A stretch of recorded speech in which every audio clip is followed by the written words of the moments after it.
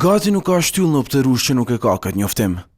Por edhe pse duket të jenë njoftime në emër të dhjetra veteranëve të ushtrisë lirimtare të Kosovës, ende nuk dihet se kush i vendosi këto letra në këtë fshat të Rahovecit.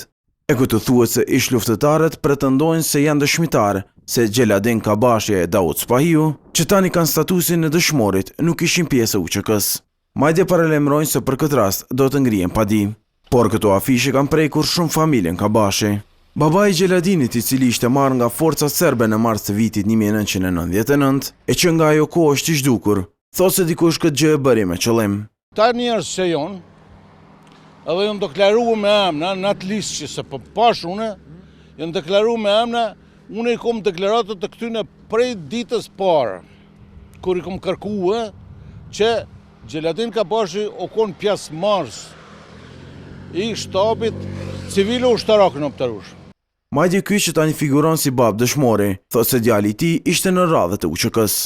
Derisa gjithë janë konë në shtabin civile ushtarak në Opterush, si ushtar, ju ka dhënë komanda, kur ju ka dhënë komanda e din gjithë vetë aty janë konë që ikni, lishon e shtabin edhe janë shpërnda.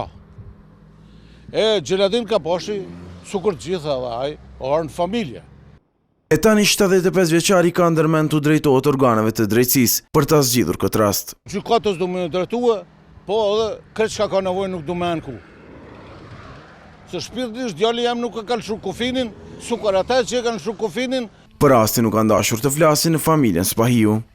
Derisa para kamerave nuk ka folur as i pari shënuar në afishe si ankues, ish komandanti i togut të UÇK-s në Opterush, Ejup Kabashi. Vetë ky ka thënë se nuk ka gisht në vendosjen e afisheve dhe se nuk di kush e ka bërë. Madje ky insiston se për rastin e Gjeladinit kishte bërë një deklaratë publike ku e konfirmon kontributin e këtij të fundit në luftë, edhe pse nuk ka qenë në listat e UÇK-s. Klan Kosova nuk ka arritur gjatë të premtës të marrë as qëndrimet e të apostrofuarve të tjerë në këto afishe.